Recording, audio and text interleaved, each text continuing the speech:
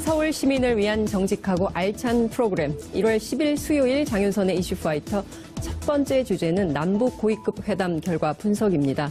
함께해 주실 특별한 손님을 한 분 모셨습니다. 참여정부 마지막 통일부 장관으로서 2007년 남북 정상회담을 총괄하신 분입니다. 이재정 경기도 교육감님 모셨습니다. 어서 오십시오. 안녕하세요. 네. 제가 어떤 인터넷 방송 할 때보다 훨씬 더 저희가 이슈파이터에 자주 모시는 것 같습니다. 네. 또 이렇게 이슈가 생기는 것이 그러니까요. 어쩌면 우리나라가 아주 활성화된 거 아닐까요? 네, 그러니까요. 네. 작년까지만 하더라도 금방 전쟁이 날 것 같았는데 올해 같으면 금방 통일이 될 것 같습니다. 네. 시청자 여러분들께서도 인터뷰에 함께 참여하실 수 있으십니다. 샵 5400, 샵 5400으로 다양한 의견 보내주시기 바랍니다. 현재 페이스북 라이브로도 여러분 함께 하실 수 있거든요. 여러분 주변에 많이 널리 알리셔서 이재정 교육감님과 통일 이야기 함께 나눌 수 있는 기회 만들었으면 좋겠습니다. 자, 본격적인 질문을 좀 드리겠습니다. 어제 그야말로 한 2년여 만에 고위급 회담이 열렸습니다. 그러니까 2016년 2월에 개성공단이 문을 닫았으니까 굉장히 오랜만에 남북의 고위급이 만난 건데요. 세 개 항에 합의를 했어요. 그리고 또 오늘 아침에는 문재인 대통령이 이제 신년 연두 기자회견이 있었는데요. 우선 하나하나 제가 좀 나누어서 여쭤보겠습니다. 전직 통일부 장관이고 그리고 또 14선언의 주역이시기도 하시기 때문에 그 고위급 회담에 대해서 먼저 좀 여쭙겠는데요. 전반적으로는 좀 어떤 세 가지 항에 대해서 합의한 것은 좀 어떻게 평가를 하시나요? 저는 어제 회의 결과가 네. 굉장히 만족스러운 회의 결과였다고 생각합니다. 네. 그 공동 합의문을 그렇게 하루 만에 신속하게 결론을 낸 것도 네. 대단히 놀라운 거고요. 네. 또 그 내용도 갖출 것을 다 포괄하고 있다고 저는 그렇게 판단해요. 네. 근데 아마 아시는 바와 같이 네. 지난 1월 1일 김정은 위원장의 신년사가 있었고 예. 또 1월 10일 네. 오늘 아침이죠. 네. 오늘 아침에 우리 문재인 대통령의 신년사와 함께 기자회견이 있었는데 네. 그 양쪽의 사이에서 네. 뭔가 합의점들을 만들어낸 것 같은 이제 그런 결과 아니겠습니까? 예. 그러니까 네. 주거니 받거니 뭐 이런 그런 열흘간에 굉장히 또 많은 일이 있었어요. 네. 그래서 저는 이것이 그 남북의 네. 정말 정상들이 각각 내놓은 신년사의 하나의 결정판 같은 것이 어제 합의문의 내용이 아니었을까. 그러니까 이것이 양쪽에 참 자연스럽게 네. 호흡을 잘 맞춘 것이라고 그렇게 생각이 듭니다. 남북이 오랜만에 호흡을 맞췄다. 10년 만이죠. 10년 만에 네. 남북이 호흡을 맞췄다. 그러니까 실제로 돌이켜보면 2008년 2월에 네. 이명박 정부로 정권교체된 이후에 네. 정말 10년 만에 이 처음 맞는 남북의 합의문이고 그 합의문 자체의 내용이 갖추고 있는 걸 보면 네. 그야말로 2007년 14정상선언한 이후에 네. 남북 간에 처음 맞이한 아주 바람직한 합의의 내용이었다고 그렇게 판단을 합니다. 말씀 듣고 보니까요. 정말 10년 만에 뭔가 좀 다시 한번 남북관계가 새롭게 회복될 가능성이 엿보이는, 그래서 좀 길게 이번에는 좀 마라톤처럼 길게 남북관계를 좀 이어갈 수 있는 계기가 됐으면 좋겠다 이런 생각이 좀 드는데요. 우선 하나하나 좀 제가 디테일로 좀 나눠가지고 뭐 여쭤볼게요. 우선 대규모 대표단이 올 것 같아요. 북에서 평창올림픽을 앞두고. 그래서 보면 고위급 대표단, 그다음에 응원단, 선수단, 예술단, 그리고 태권도 시범단까지 이렇게 보낸다는 입장을 밝혔는데요. 몇 명이나 올까요? 저는 인원으로 보면 아마 네. 수백 명 수준이 되지 않을까. 수백 명이요? 네. 그 태권도 시범단만 하더라도 네. 아마 그것이 뭐 몇십 명 가지고 될 일은 아니고 적어도 한 100여 명 정도 네. 이상이 돼야 될 것이고 네. 예술단도 제가 보건대는 100여 명 이상의 그 네. 예술단이 아닐까. 네. 여기에 뭐 예술단과 응원단까지 포함하면 네. 수백 명이 될 텐데 네. 이건 정말 아주 우리에게 하나의 축제를 만들어줄 수 있는 좋은 기회가 아닌가. 더더군다나 분단 국가에서 열리는 두 번째 올림픽 아니에요. 그렇죠. 네, 88년에 88년 우리가 올림픽이 있었고 예. 이제 30년 만에 네. 이루어지는 올림픽에서 예.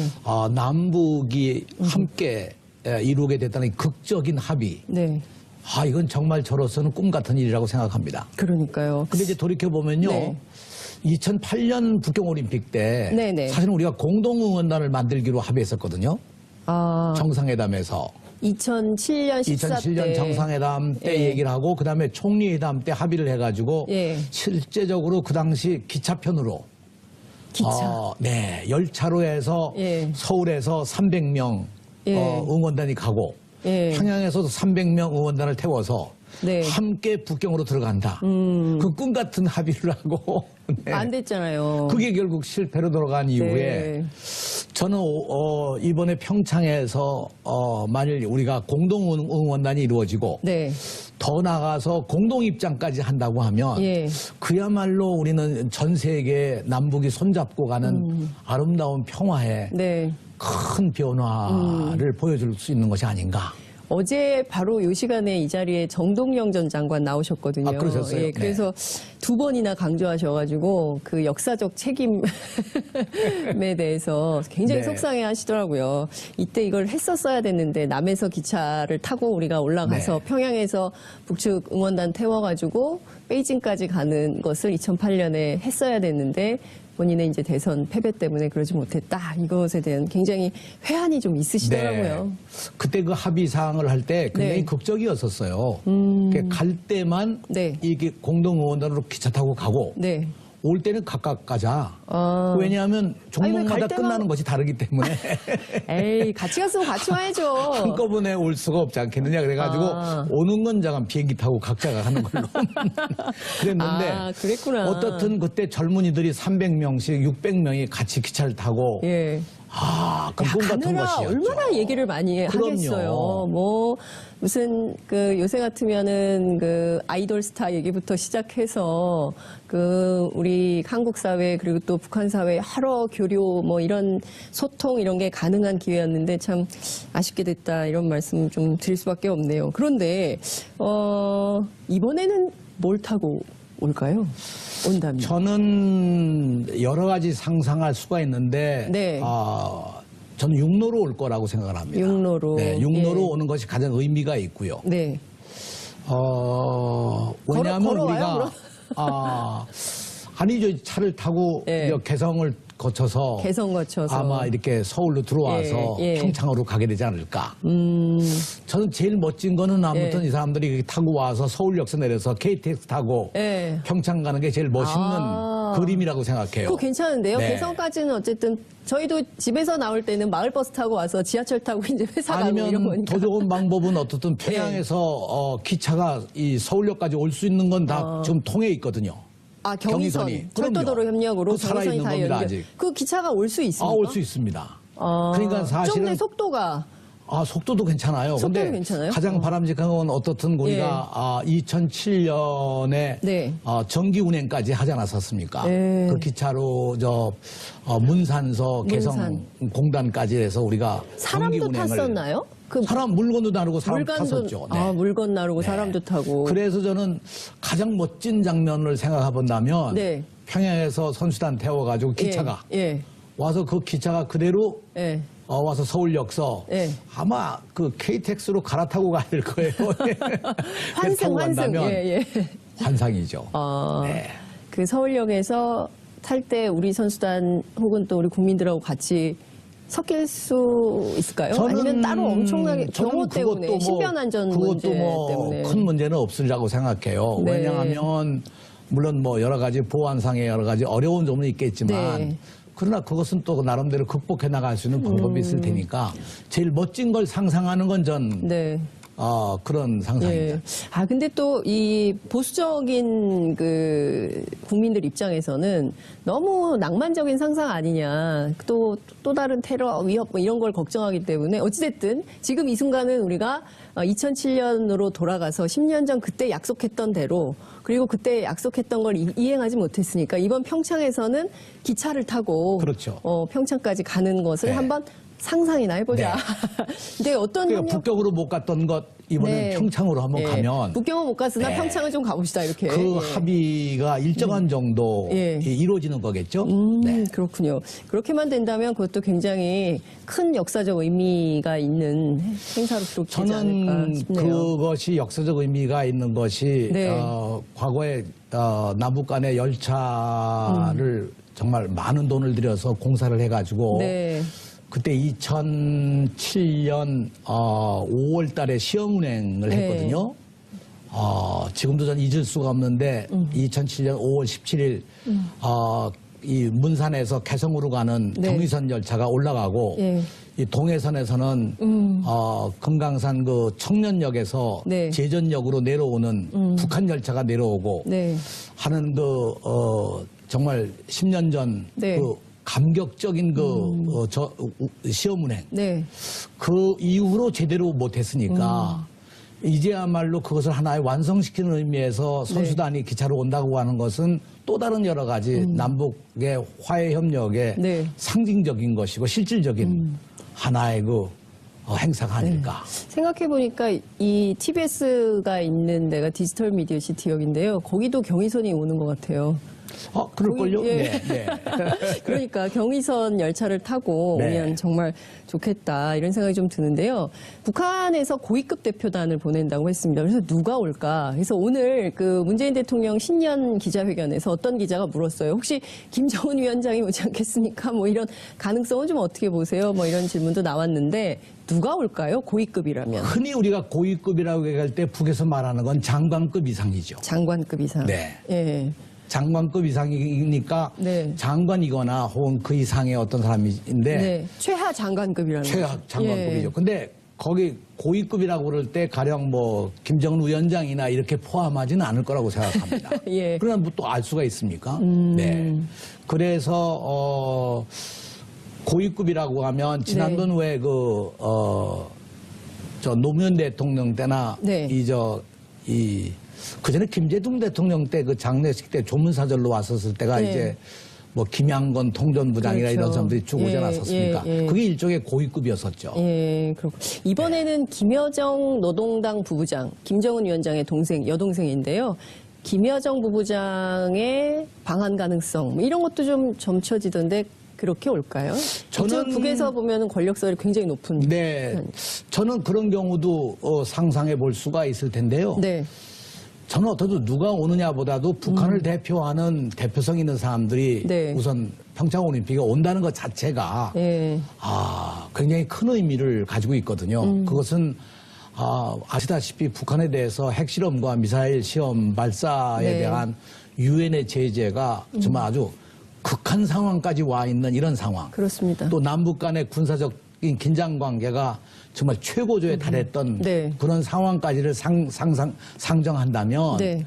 지금 뭐 북한의 고위급이 어떤 사람이 오든 그 자체로서 가지는 의미는 대단히 크다고 생각합니다. 근데 사실 그 노무현 정부, 김대중 정부, 이른바 이제 햇볕 정책을 추진하던 민주정부 10년간에는 뭔가 이제 금강산 관광도 가고요. 그리고 또 이제 개성공단에서 워낙 성과들이 많았고 또 개성공단에서 나오는 물건들이 좋아가지고 굉장히 시민들한테 인식이 좋았는데 그 이명박 박근혜 정권 9년간 사실상 남북 관계가 꽁꽁 얼어붙었고 그리고 계속 북한이 핵과 미사일 도발이 많아졌어요. 그래서 북한에 대한 어떤 이미지 자체가 그냥 오긴 오는데 사람들 온다고 뭐 우리 사는데 크게 달라질까? 이런 생각들도 좀 있는 것 같거든요.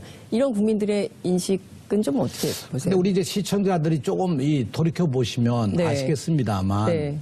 북이 핵실험과 이 미사일 시험 발사를 강화해서 네. 이루어진 것이 결국 이명박 정권, 박근혜 정권, 미국에서도 결국 오바마 정권, 네. 부시 정권 시절에 결국 관계가 악화됐던 기간 동안에 이루어진 것이거든요. 맞습니다. 그러니까 제재가 문제를 해결시키기보다 네. 우리 압박과 제재가 오히려 더 그런 그 문제를 심화시킨다. 심화시킨 게 아니냐. 예. 아마 기억하시겠지만 2차 핵실험부터 3차, 4차 이거 될 때 네. 이거를 막을 수 있는 방법을 강구했어야 됐다고 생각합니다. 그러나 제재의 방법 이외에 네. 어떤 방법도 동원되지는 못했거든요. 그래서 사실 그 바람에 2006년 10월에 1차 네. 핵실험한 이후에 네. 작년까지 6차 핵실험을 하지 않았습니까? 그렇습니다. 이거는 사실 핵실험을 시작하면 6차까지 갈 수밖에 없는 게 결국 종점까지 간 거거든요. 예. 그 안에 뭔가 이 대화를 통해서라든가 네. 어떤 방법으로든 네. 중단시키지 못했다고 하는 것. 그것이 결국 제재와 압박의 결과가 아니냐 저는 그렇게 생각합니다. 알겠습니다. 다시 이제 선수단 네. 대표단으로 돌아가서 수백 명이 오고 와서 이제 공동 입장을 하게 될 텐데요. 이때 깃발은 당연히 단일기를 들겠죠. 국가는 어떻게 아리랑이 연주가 되는 겁니까? 그렇게 되리라고 생각합니다. 네. 이제 돌이켜 보면 네. 뭐 오래된 일입니다만 처음 공동 입장한 게 제 기억으로 91년 네. 멜보른인가요? 시드니인가 거기서 2000년 시드니 올림픽. 2000년 예, 아니 예. 그 전에 올림픽 그렇고 예. 아마 동경에서 했던 예. 그 테니스 예. 아니야 탁구 시합 예, 탁구. 세계 탁구 예. 선수권 대회 예. 이때 처음으로 아마 공동 입장을 하고 네. 한반도기가 사용이 됐고 2000년 올림픽으로서 예. 2000년 아마 멜보른 올림픽인가 시드니 2000년 올림픽인가 시드니 올림픽 때 완전히 난리가 났었죠. 그때 이제 네. 12만 관중이 다 예. 일어나가지고 그 한반도기와 쳤던. 아리랑이 예. 연주되는 그렇습니다. 정말 아주 극적인 예. 상황에 연출되고 그러고 나서 정말 지난 10년 동안 아무 네. 일도 없다가 에헤. 이제 비로소 10년 만에 다시 일어나게 됐는데요. 이번에 만약 우리가 한다고 하면 대단히 극적인 것이 되지 않을까. 네. 돌이켜보면 이 2008년 네. 북경올림픽 때 일어날 뻔했던 그 여러 가지가 못 일어나고 네. 10년 만에 이루어진 이 올림픽 네. 경기에서 정말 공동 입장을 한다면 네. 아리랑이 울려 퍼지고 한반도기가 다시 한번 네. 휘날리지 않을까. 벌써 막 이렇게 가슴이 뭉클하신 것 같아요. 표정이 저는- 생각만 해도 저는 감동이다 이런 표정으로 지금 지금 말씀하시고 2월 9일 날 입장식 때 거기를 가려고 그러거든요. 평창에. 티켓 사셨습니까? 네, 저는 준비를 했습니다. 준비하셨군요. 네, 예. 그래서 저는 가서 정말 그 장면을 꼭 한번 봤으면. 생중계하시면 그렇군요. 어쨌든 평창과 관련해서 남북공이 어제 오전 회담에서 아주 시원하게 통 크게 쫙 일사천리로 정리가 좀 됐는데 오전 오후까지는 괜찮았는데 마지막 종결 단계에서 상당히 좀 거칠어진 측면이 있습니다. 그러니까 그래도 이제 군사회담을 열기로 합의는 했습니다. 이 군사회담은 사실 지난해 7월에 우리 정부에서 먼저 제안을 했던 것이거든요. 그러니까 군사회담 그리고 또 적십자회담 두 회담을 제안했지만 군사회담은 받았는데 적십자회담은 또 안 받았어요. 그래서 이산가족 쌍봉을 왜 미루느냐? 인도주의 먼저 풀어야 되는 거 아닌가라는 의구심도 있는데요. 북한이 왜 안 받았다고 교육감님 보십니까? 어제 회의에 대해서 이 언론에서 네. 비핵화 얘기를 끄집어내니까 북측 수석 대표가 굉장히 분노를 했다 이런 얘기인데 이건 좀 팩트 체크가 있어야 된다고 생각해요. 저도 오기 전에 좀 네. 물어보고 와야 되는데 예, 취재하셨습니까? 조명균 장관한테 물어보지 못하고 그냥 왔는데요. 그게 사실이 어떤 것이 있었는지 이런 건 좀 우리가 확인해 볼 필요가 있다고 생각하고요. 네. 이것이 지나치게 언론이 좀 부풀린 면이 없잖아 있지 않은가. 왜냐하면 한반도 비핵화라고 하는 것은 네. 1991년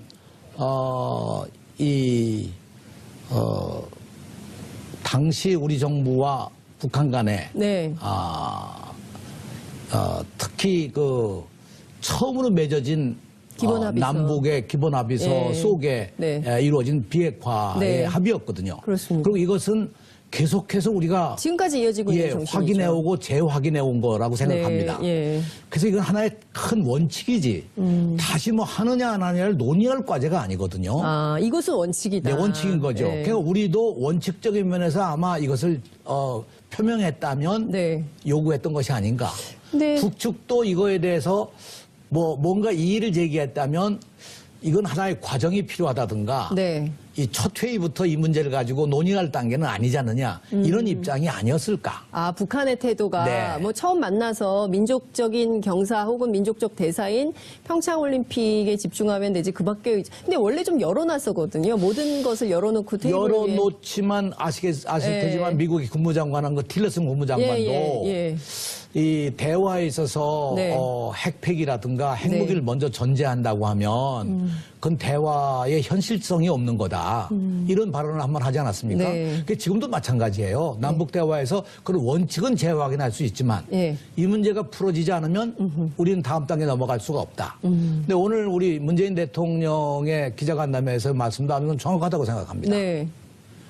어느 한쪽도 포기할 수가 없다. 대화는 대화대로 해야 되는 것이고 네.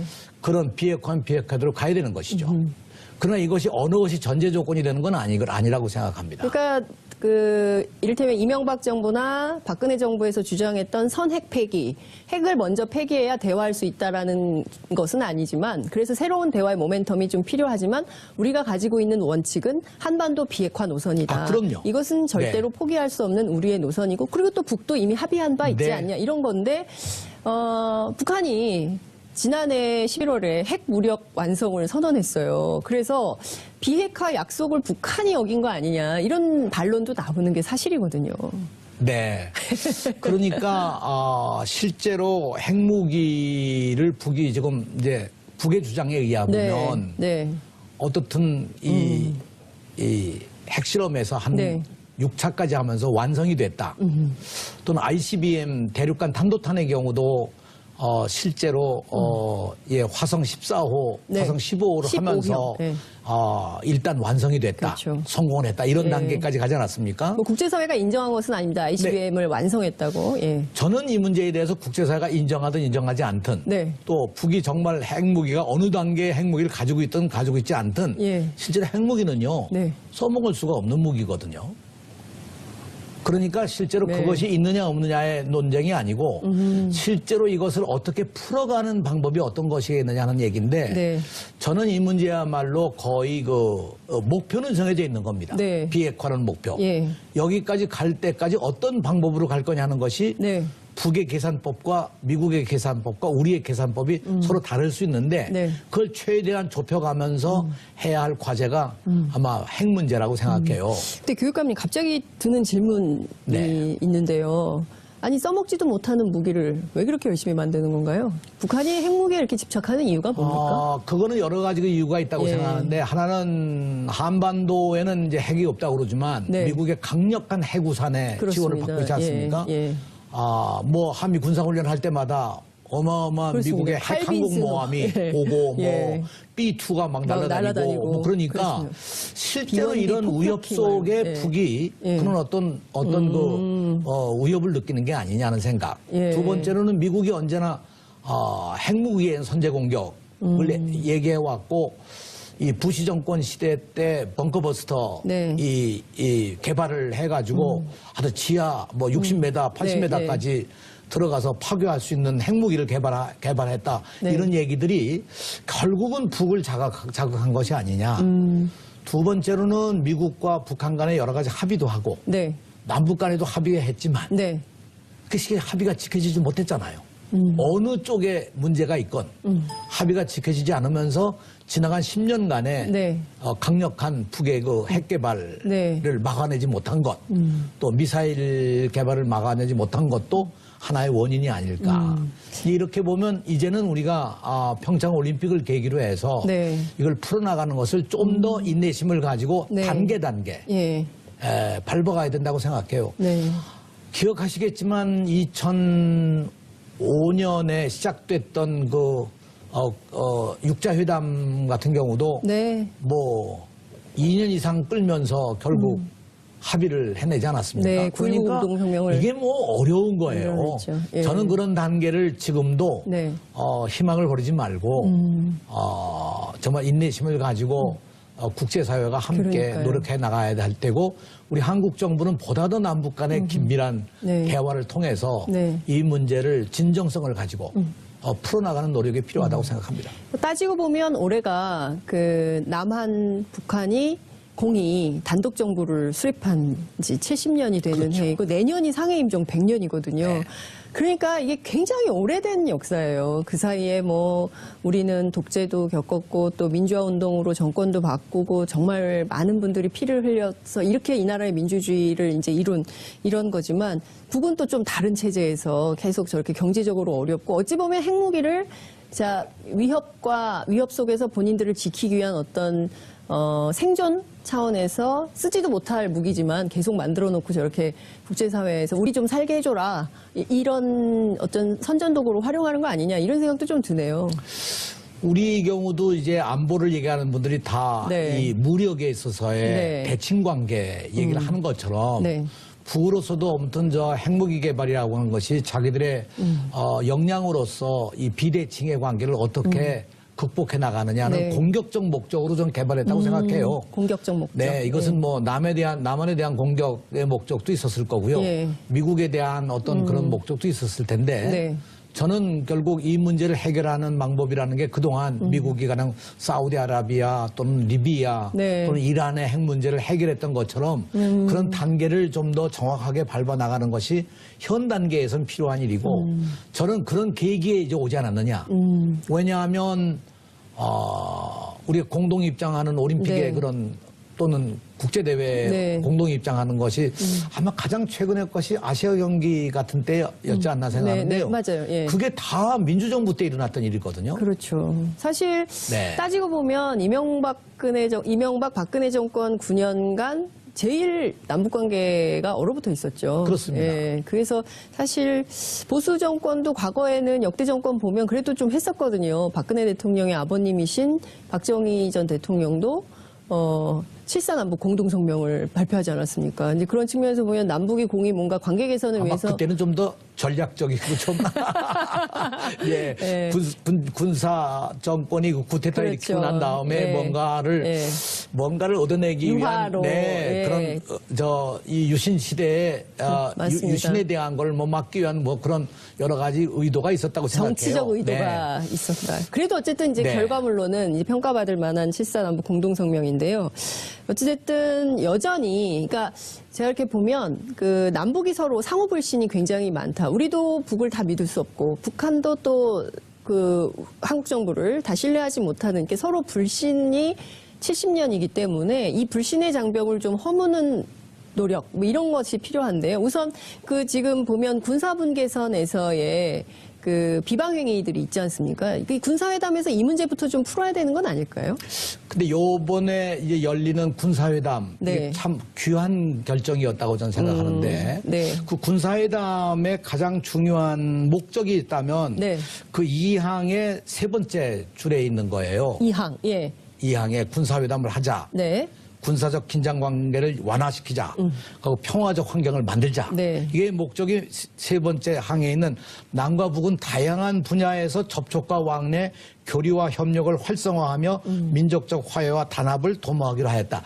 이거를 위한 군사적 이 얘기를 하자. 군사적 긴장 네, 완화를 왜냐하면 우선 군사분계선을 왔다 갔다 하려면요. 하자. 네.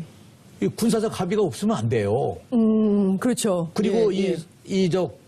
군사 이 통신 수단도 네. 이 안 되면 안 되는 거고요. 예. 그런데 이런 문제가 결국은 합의가 돼서 지켜지게 된 것이 네. 사실은 굉장히 오랜만에 이것이 이루어지는 것이기 때문에 요번 이 군사회담이라고 하는 것은 1단계 평창 올림픽 이후에 네. 이루어져야 할 또는 그 과정에 이루어져야 할 앞으로의 화해 협력을 위한 교류 협력의 네. 기반을 만들기 위한 군사적 관계의 논의가 필요하거든요. 그러니까 지금 구체적인 그런 목적을 전제하고 있다고 생각합니다. 아, 그렇군요. 그러니까 이 회담이 잘 풀리면 후속 회담, 특히 이제 민간 교류라든가 뭐 경제 협력이라든가 사회 분야라든가 뭐 다양한 분야로 확산해 나갈 수 있는 계기가 군사회담을 통해서 열릴 가능성이 높다. 그렇기 때문에 이게 굉장히 소중한 회담이다. 그거는 그렇게 요번 네. 원칙을 이행해 나가려면 군사회담이 절실히 필요한 거죠. 필요하고. 간단히 얘기해서 개성공단 왔다 갔다 하려고 해도 네. 개성 들어가기 위한 분계선. 의 통문을 지나가야 되거든요. 그렇죠. 그럼 군이 지키고 있는 거거든요. 맞아요. 그 예. 군 간의 합의가 안 되면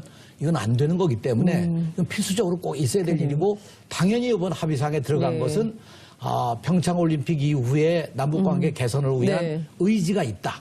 저는 그렇게 평가를 합니다. 알겠습니다. 지금 드려야 될 질문이 굉장히 많은데 벌써 31분 저희들 남은 시간이 8분밖에 남지 않아서 좀 속도감 있게 좀 여쭤봐야 될 것 같은데요. 이제 앞서 질문 드린 대로 군사회담은 열리는데 적십자 회담에 대해서는 답을 안 줬습니다. 이산가족 상봉을 하려면 아무래도 이제 금강산 면회소에서 해야 되는 측면이 있어서 북한에서 혹여 오늘 아침 김어준의 뉴스공장에 정세현 전 장관이 출연하셔가지고 아무래도 이 금강산 관광을 좀 연계해서 풀려고 하는 북한의 목적이 있는 거 아닌가라는 말씀 주셨거든요. 들으셨죠? 저는 들었는데 그렇게 생각지는 않고요. 제가 통일부 장관 마지막에 2007년 12월에 워커힐 호텔에서 북한 대표단이 왔을 때 김양건 통전부장하고 회의를 하면서 그때 이산가족 상봉을 연 4회 플러스 알파로 합의를 했습니다. 당시 2007년에. 야, 그때 김양건 통전부장이 아주 솔직한 얘기가 한 번 내려가려면 준비 기간이 한 2달쯤 필요하다. 북한에서. 두 번째, 정말 이 겨울철은 힘들다. 왜 겨울철? 왜냐면 이 교통편도 그렇고 눈이 많이 와서 북한이 여러 가지 그런 어려움이 있어서 사실은 겨울철은 좀 피했으면 좋겠다. 근데 지금 설이 불과 한 달 남지 않았어요. 그러면 지금 올림픽 준비하는 것도 바쁜데 현실적으로 거기다 통전부가 현실적으로 지금 사람 동원해가지고 지금 이 남북 이산가족 만나는 것까지 할 수 있는 여지가 물리적으로 안 될 거예요. 확실히 전직 통일부 장관님께서 말씀을 주시니까 북한이 왜 그랬는지가 정말 정확하게 이해가 되네. 지금 당장 평창 준비하기도 바쁜데 수백 명이 내려가야 되는데 그거 준비도 해야 되는데 지금 북의 사정도 안 좋은데 이산가족까지 하려면 불가능하다. 그러니까 이건 우리가 오히려 요구하는 것은 적절치 않다고 생각해요. 우리 정부가 요구하는 그럼 요구하는 것도 적절치 않고 지금 이 시기에는 오히려 올림픽에 전념을 하고 올림픽하고 그 다음 단계로 개막식이 2월 9일인데 그렇죠. 이제 한 달도 안 남았어요. 그럼요. 2월 9일 날 응원단 보내고 아까 얘기한 수백 명의 대표단 보내는데 이산가족까지 할 수 있는 여지가 있을 수가 없죠. 우리도 아마 어려울 겁니다. 그런가요? 우리는 그래도 멀티플레이가 가능한 상황 시대에 살고 있는데 북한은 아무래도 여러 가지로 열악하기 때문에 어렵지 않을까. 그래서 적십자 회담이나 이런 것도 좀 뭔가 조치가 필요하고요. 그런데 장관님 제가 여쭤보고 싶은 게요. 북한이 그 북경 유경식당 탈북자들 있지 않습니까? 이 13명 탈북민의 문제를 예컨대 선결 조건으로 걸고 나온다면 그럴 가능성이 높잖아요. 저는 이번 이미 그 얘기를 한 적이 기회는 있고요. 그건 없으리라고 생각합니다. 이번엔 그 얘기 하지 않을 거다. 왜냐하면 아까 서두에 말씀드린 것처럼 이번 이 회담이 모든 것이다. 양쪽의 정상들의 10년사의 연결고리에서 만들어진 거 아니겠습니까? 10년사의 연결고리. 10년사에서 특히 김정은 위원장의 10년사에서 저렇게 북한의 정상이 북한의 말로는 순회라고 하는데 북한의 최고 순회가 이 평창올림픽에 대한 대표단을 보내고 남북 간에 협력을 하자 하는 얘기를 직접 그런 대회에서 얘기한 건 처음이거든요. 맞습니다. 문재인 대통령이라고 한 것도 처음이에요. 처음이고요. 그런 여러 가지 측면에서 이번 발표라는 건 상당히 무게가 있는 것이고 오히려 그런 자잘한 무슨 걸림돌들을 치우고 가자가 아니고 전제가 있는 것이 아니고 이걸 오히려 해냄으로써 나머지 문제들을 서서히 풀어갈 수 있는 계기를 만들자. 저는 그런 의지로 저는 읽었습니다. 너무 급하게 비핵화 문제, 이산가족 상봉 문제, 금강산 관광 개성공단 문제 얘기하는데 첫 술에 배부르지 않으니까. 더군다나 저는 하나하나 풀어가자 이런 이번이 합의문의 제3항 속에 있는 것 가운데 남북 관계에서 제기되는 모든 문제들을 우리 민족이 한반도 문제의 당사자로서 대화와 협상을 통해 나가자. 대단히 중요한 표현이에요. 옛날에 우리 민족끼리란 말을 쓰지 않았습니까? 그렇습니다. 그래서 우리나라 사람들도 우리 민족끼리란 게 뭐냐 그거에 대한 시비도 많았는데 이걸 정확하게 이번에는 한반도 문제의 당사자라는 이 표현. 당사자. 이것이 저는 어떤 의미가 있냐면 14정상선언 때 나왔던 남북이 주도적으로 문제를 풀어가자는 그런 의미의 당사자. 그러니까 남북 미중. 아닙니다. 사자회담. 남북의 직접적인 당사자입니다. 남북이. 남북의 당사자가 이 문제를 해결해 나가도록 하자는 대단히 중요한 이 표현에 대해서 저는 정말 방점을 찍고 싶고요. 우리 시청자들도 이런 점에서 이런 걸 통해 가지고 쌍방이 네. 남북 고위급 회담만이 아니고 각 분야의 회담들을 네. 해나가자. 요 마지막 결론이 네. 이번 회담에 정말 저는 아주 박수를 보내고 싶은 그렇군요. 네, 그런 합의라고 생각합니다. 어쨌든 한반도의 운명을 바꿔내는 것도 결국은 우리가 해야 되는 역할이지, 이를테면 미국이 해주거나 일본이 해주거나 중국이 해주거나 러시아가 해줄 수 있는 일이 아니다. 결국엔 남과 북의 두 주체가 만나서 어떻게 평화적으로 해결할 것인가에 대한 답을 찾아야 된다. 그 내용이 거기 숨어 있다. 이렇게 보시는 거죠. 저는 우리의 운명 아니겠어요? 남북 문제라는 것이 누가 그렇습니다. 풀어줄 수 있는 게 아니고. 대신해줄 수 있는 게 네, 아니다. 그럼요. 그래서 저는 물론 미국이나 다른 우방 국가들의 네. 지원을 받고 협의해 가고 우리가 같이 공동 보조를 취하고 하는 건 굉장히 중요한 외교적 네. 과제들이고요. 예. 근데 그럼에도 불구하고 한반도 문제를 남북이 함께 가져가는 것도 대단히 중요한 문제이기 때문에 네. 우리가 오히려 국제사회보다 한 반발짝 또는 한 발짝 앞서가는 것이 저는 필요하다고 생각해요. 남북이 네. 국제사회보다 반보 혹은 네. 한보 정도는 앞서가야 앞서가는 것이 잘 필요하다는 풀릴 수 거죠. 있다. 네. 제가 어제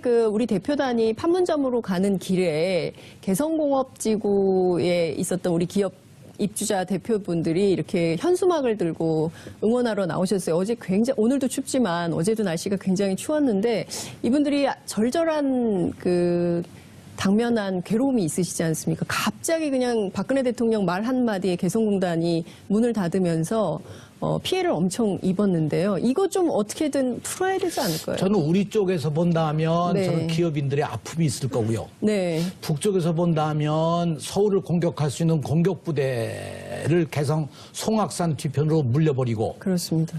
주력부대를 네. 미루고 이 개성공업지구 김정일 만들었죠. 위원장의 정말 대단한 결심으로 개성공단이라는 걸 개발을 했는데 네. 저게 다쳤다는 데 대한 일종의 분노가 북에서는 있지 않을까. 그래서 우리는 우리대로 이 기업인들의 어려움이 있지만 북도 그런 게 있어서 네. 이번에 평창올림픽이 잘 해결되면 네. 그 후속 사업으로 제일 먼저 이루어질 것이 역시 저는 개성공단이라고 생각하고 네. 개성을 빨리 푸는 것이 네. 남북 문제를 푸는 하나의 열쇠가 되지 않을까. 개성의 문이 열리면 네. 저는 평화의 문이 열릴 수 있다고 생각합니다. 오늘 제목이 딱 나왔습니다. 마지막에. 네. 개성의 문이 열리면 한반도 평화의 문이 열리는 거다. 네. 개성공단 같은 게 많이 만들어졌으면 좋겠어요. 우리 기업들이 활발하게 투자도 하고요. 일자리도 그거는 만들고. 이미 14정상 선언 때 합의가 돼서 그러니까요. 우리가 이 해주 공업단지를 만든다거나 맞습니다. 저쪽 동해안에 이름도 잘 생각 안 나네요. 10년 전이라서 네. 이게 벌써 거기에 10년이면 강산이 변하는데. 조선산업단지를 만든다거나 예. 그런 합의가 이미 돼 있기 때문에 네. 사실 그걸 제대로 이행해 나가기 위한 단계를 차분히 밟아 나가면 네. 저는 충분히 희망이 있다고 생각하고요. 이것이 결국 북핵 문제를 해결할 수 있는 전 길이라고 생각해요. 네. 결국 남북 대화를 시작으로 해서 대화를 하고 만나야 북핵 문제도 풀 수 있는 단초가 열리는 거다. 결국에는 우리 정부 그리고 또 우리 국민 그리고 남과 북이 얼마나 성의를 가지고 진심을 다해서 만나느냐. 거기에 핵심이 있다. 이런 말씀 주신 걸로 정리를 해야 될 것 같습니다. 시간이 끝나서요. 이제 끝으로 네. 짧게 전직 통일부 장관으로서 지금 굉장히 바쁘게 움직이고 계실 거예요. 통일부 관료들께서는 할 일도 많으시고 꼭 당부하고 싶으신 말씀 있으시면 한 말씀 부탁드립니다. 네, 이 조명균 장관이나 천혜성 차관이나 영상 편지 하나 띄우시겠어요? 조명균 장관에게 네. 영상 편지. 네. 예, 이재정 전 통일부 장관께서 지금부터 조명균 장관에게 영상 편지 띄우겠습니다. 자, 네. 시작하겠습니다. 네, 조명균 장관님, 네. 조명균 장관님 그리고 천혜성 차관님 그리고 다른 여러 관계자 여러분 정말 너무 수고 많았습니다. 2007년 정상회담 할 때 14정상선언을 만들어낸 그 감동으로 앞으로 회의도 잘 이끌어 가시길 바라고요. 특히 북에서 대표로 나온 사람들도 낯익은 사람들이기 때문에 같이 힘을 모으면 좋은 결실을 낸다고 생각합니다. 민족의 과제, 민족의 미래, 민족의 희망을 만들기 위해서 더 힘써 주시길 부탁합니다.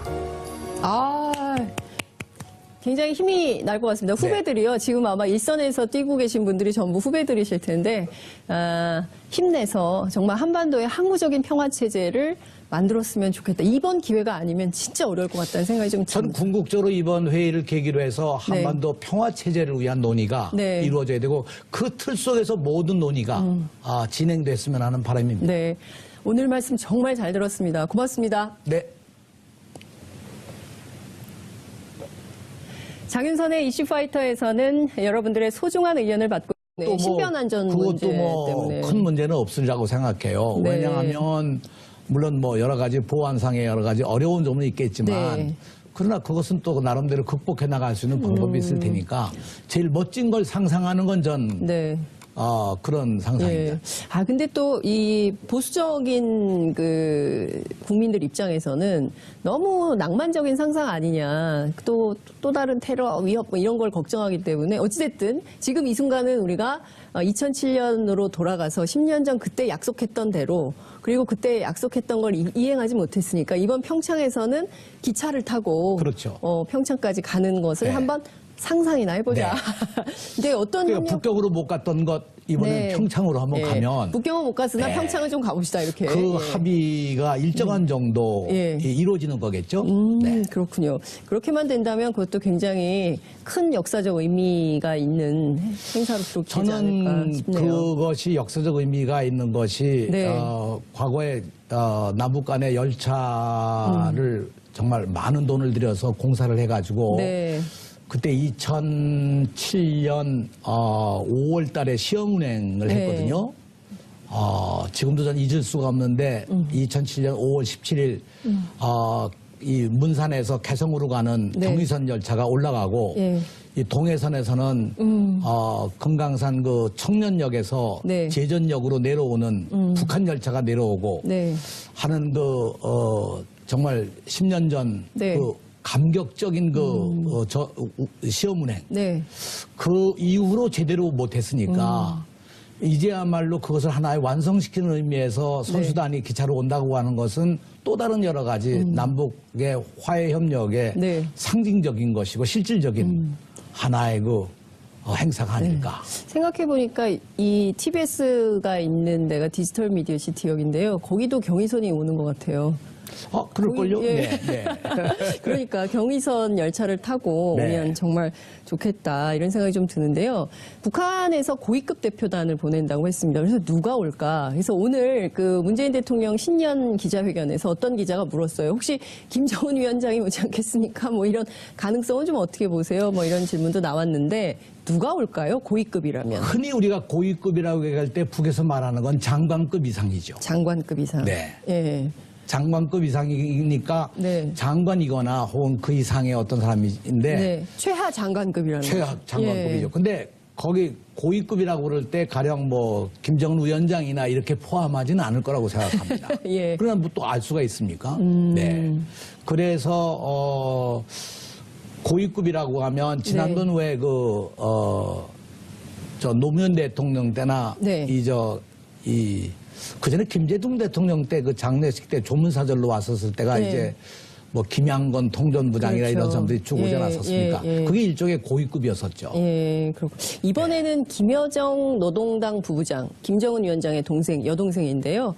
김여정 부부장의 방한 가능성 뭐 이런 것도 좀 점쳐지던데 그렇게 올까요? 저는 북에서 보면 권력성이 굉장히 높은. 네, 저는 그런 경우도 상상해 볼 수가 있을 텐데요. 네. 저는 어떠도 누가 오느냐보다도 북한을 대표하는 대표성 있는 사람들이 네. 우선 평창올림픽에 온다는 것 자체가 예. 굉장히 큰 의미를 가지고 있거든요. 그것은 아시다시피 북한에 대해서 핵실험과 미사일 시험 발사에 네. 대한 유엔의 제재가 정말 아주 극한 상황까지 와 있는 이런 상황. 그렇습니다. 또 남북 간의 군사적인 긴장 관계가 정말 최고조에 달했던 네. 그런 상황까지를 상정한다면 네. 지금 뭐 북한의 고위급이 어떤 사람이 오든 그 자체로서 가지는 의미는 대단히 크다고 생각합니다. 근데 사실 그 노무현 정부, 김대중 정부, 이른바 이제 햇볕 정책을 추진하던 민주정부 10년간에는 뭔가 이제 금강산 관광도 가고요. 그리고 또 이제 개성공단에서 워낙 성과들이 많았고 또 개성공단에서 나오는 물건들이 좋아가지고 굉장히 시민들한테 인식이 좋았는데 그 이명박 박근혜 정권 9년간 사실상 남북 관계가 꽁꽁 얼어붙었고 그리고 계속 북한이 핵과 미사일 도발이 많아졌어요. 그래서 북한에 대한 어떤 이미지 자체가 그냥 오긴 오는데 사람들 온다고 뭐 우리 사는데 크게 달라질까? 이런 생각들도 좀 있는 것 같거든요. 이런 국민들의 인식은 좀 어떻게 보세요? 근데 우리 이제 시청자들이 조금 돌이켜 보시면 네. 아시겠습니다만 네. 북이 핵실험과 이 미사일 시험 발사를 강화해서 네. 이루어진 것이 결국 이명박 정권, 박근혜 정권, 미국에서도 결국 오바마 정권, 네. 부시 정권 시절에 결국 관계가 악화됐던 기간 동안에 이루어진 것이거든요. 맞습니다. 그러니까 제재가 문제를 해결시키기보다 네. 우리 압박과 제재가 오히려 더 그런 문제를 심화시킨다. 심화시킨 게 아니냐. 예. 아마 기억하시겠지만 2차 핵실험부터 3차, 4차 이거 될 때 네. 이거를 막을 수 있는 방법을 강구했어야 됐다고 생각합니다. 그러나 제재의 방법 이외에 네. 어떤 방법도 동원되지 못했거든요. 그래서 사실 그 바람에 2006년 10월에 1차 네. 핵실험한 이후에 네.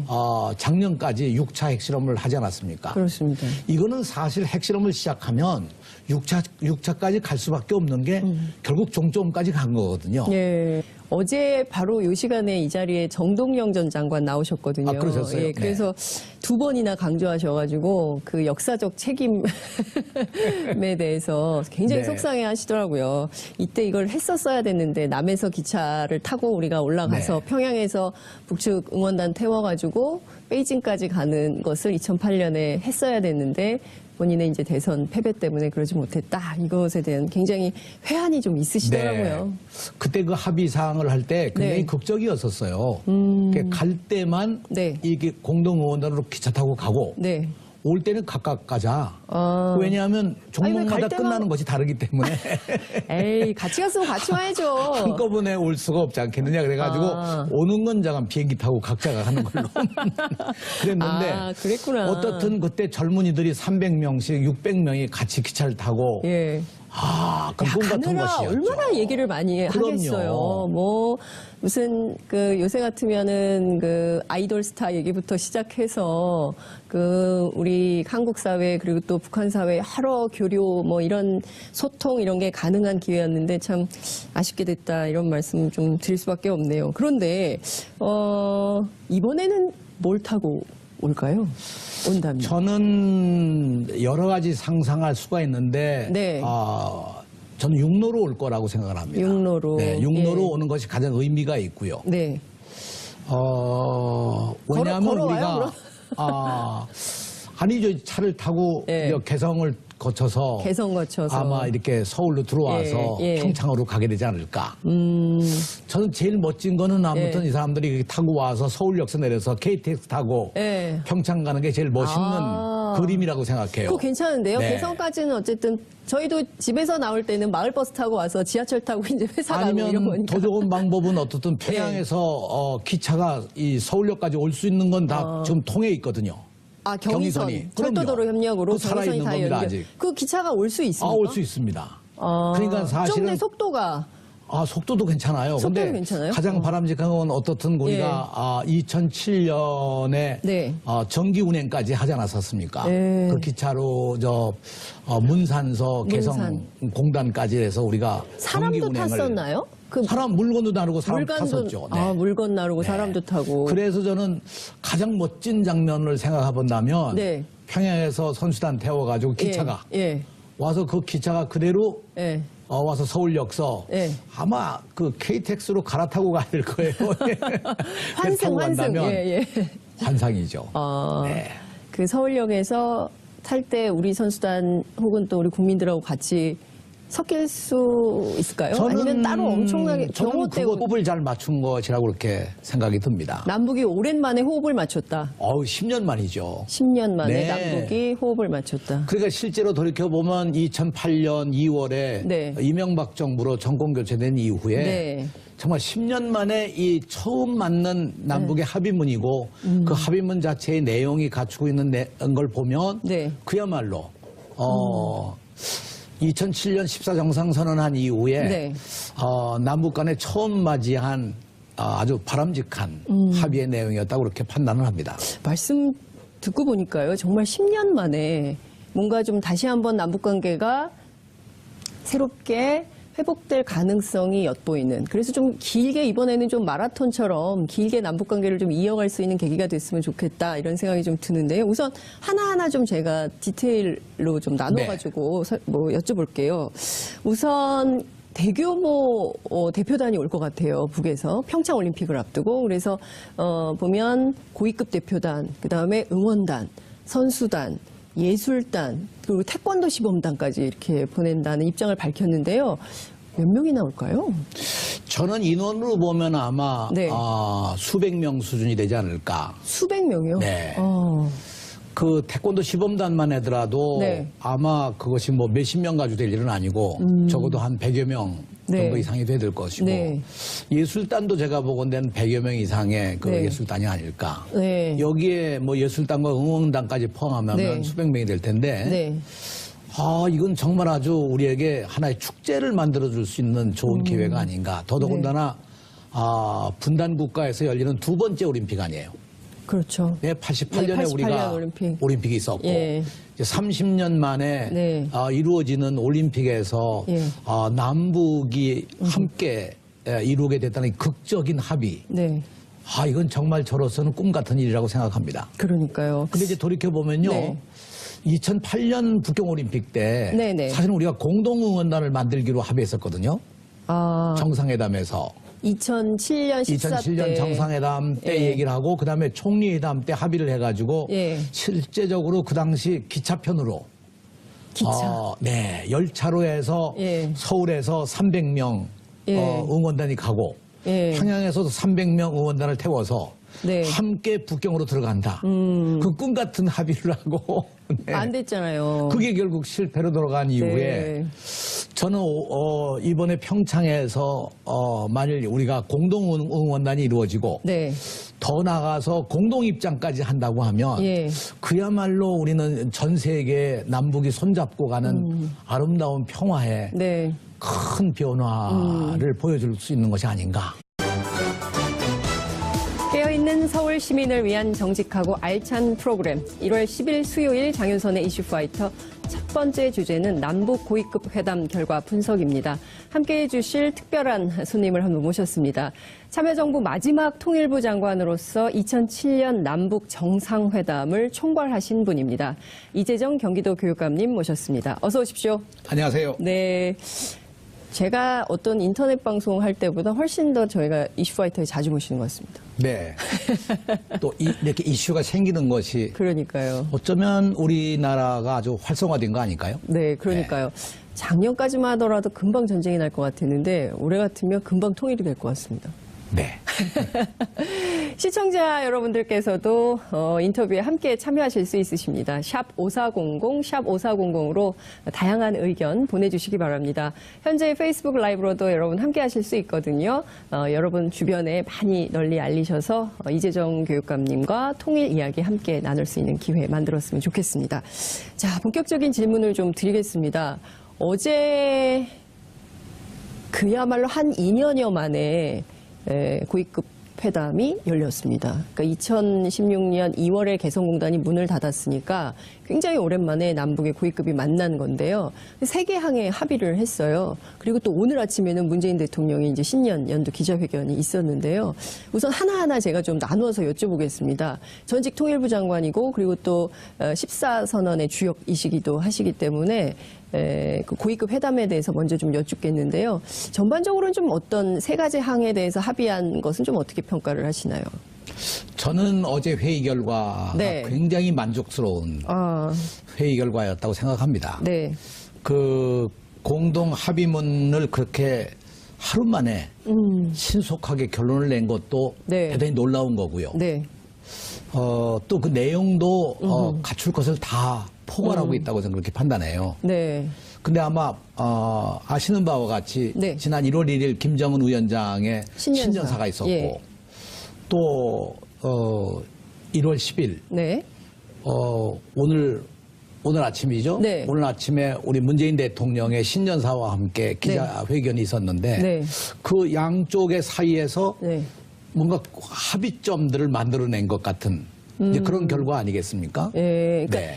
주거니 받거니 뭐 이런 그런 열흘간에 굉장히 또 많은 일이 있었어요. 네. 그래서 저는 이것이 그 남북의 네. 정말 정상들이 각각 내놓은 신년사의 하나의 결정판 같은 것이 어제 합의문의 내용이 아니었을까. 아. 그러니까 이것이 양쪽에 참 자연스럽게 네.